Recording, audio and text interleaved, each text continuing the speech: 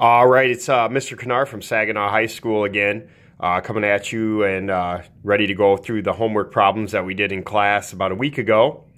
And we're going to be looking over section 7.3 in our textbook, where you can see that it's more multiplication properties of exponents. It's really nice. They have the properties down here when you're multiplying exponents together there. And it shows the algebra, and then it shows an example there. You see 5 to the 4th, and then in parentheses to the 2nd power, and it's easy to just multiply those two together to get 5 to the 8th power. So the actual homework assignment that we did during class was problems 10 through 20. We did just the even ones, and these were more practice problems than anything else. And then we did some simplification problems up here at the top, which was 22 through 32, the even ones. And a lot of kids had a lot of questions in the class. So I took it upon myself to kind of do each one. I wanted to make sure that I wrote in the properties. I also like to show how the fractions are done, because I knew a lot of students were having trouble doing fractions, because it's just Algebra 1, all freshmen. And Problem 10 states n to the 8th power, then in parentheses to the 4th power.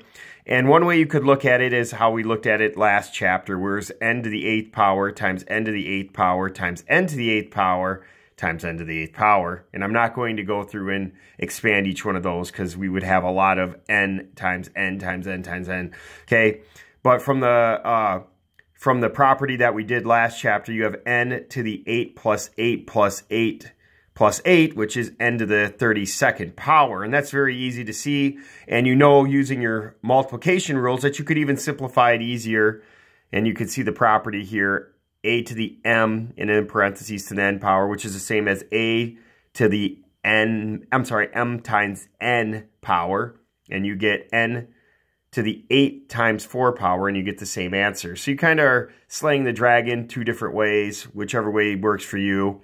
The multiplication way is a little quicker. On number 12 there, we have c to the 2nd power, and then that's all to the 1/4 power. Later on in this section, we'll be talking about rationals and what you do when you see things like that. And in this problem, you're going to multiply 2 times 1/4, and I wanted to make sure that the students remember that 2 equals 2 over 1 as a fraction.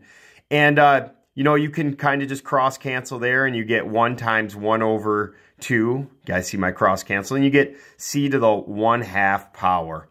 And again, we're not into the rational part yet, so a lot of you guys would know that that's the square root of c. You could rewrite it like that.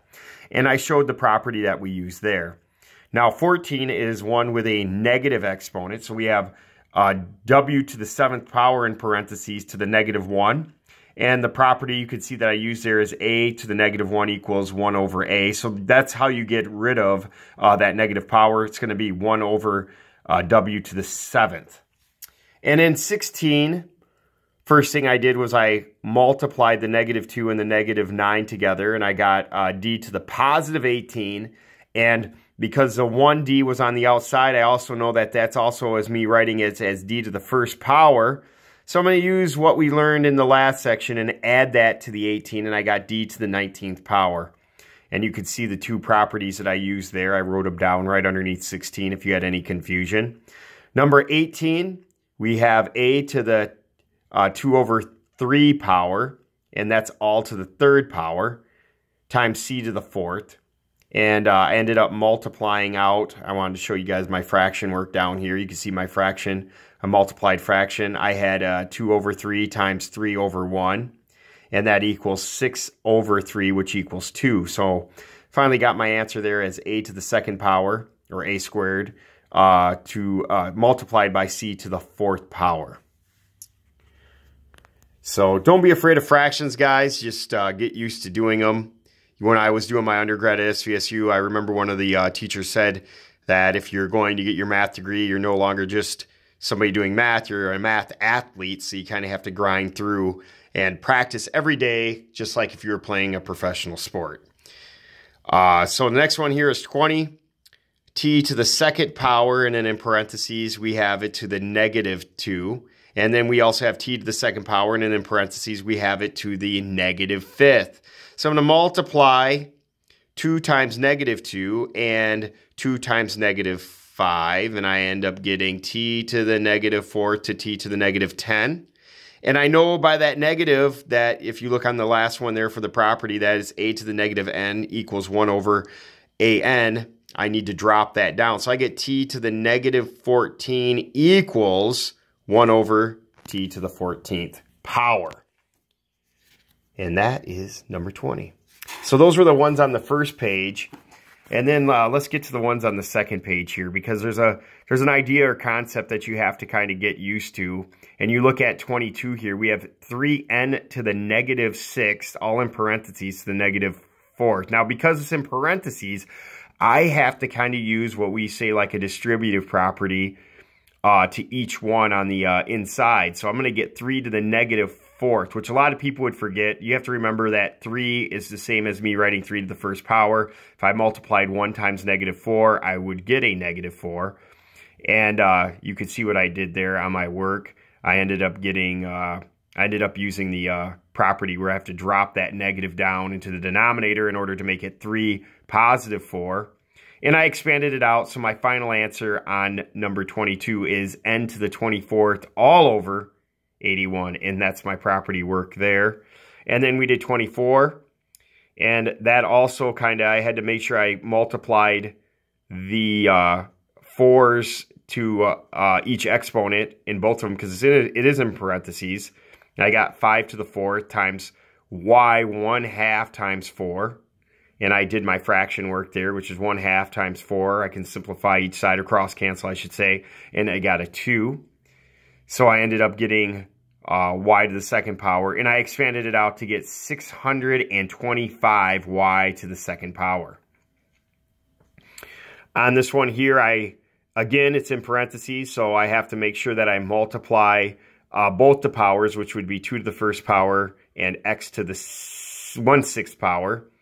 And I multiplied it through. You can see my fraction work down here. Fraction work, 1/6 times 3, that equals 1/2. And then I took 1/2 and I had to add it to 2 later on. You can see it's right after I get here. I have my x's. I have to use that property where I add the exponents together because I have 2 bases that are the same.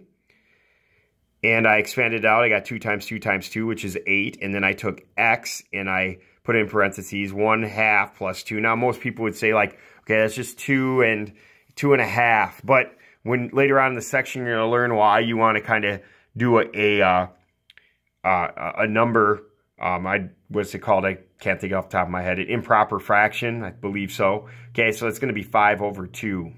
Okay, later on, we're going to be talking about rationals. So you're going to have your exponent way of writing, and you're going to have your rational way.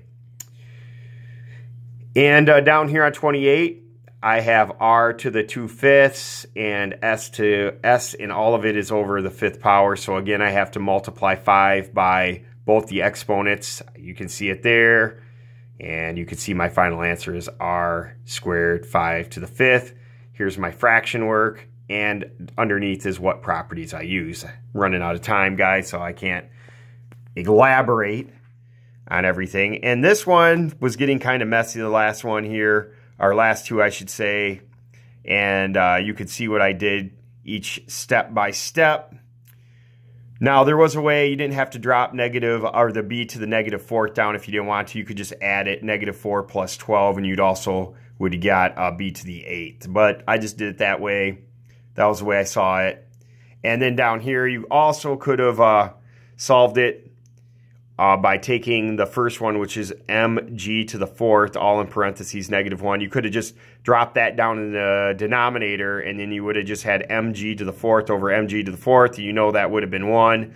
I did it a little bit longer way there so you could see the properties. And I didn't write the properties in. I'm sorry on that one, guys. It's my fault. I'll fill them in later. And that's what the answers are for you guys that did your homework. And I hope you guys do good on your test coming up. And I will see you in class.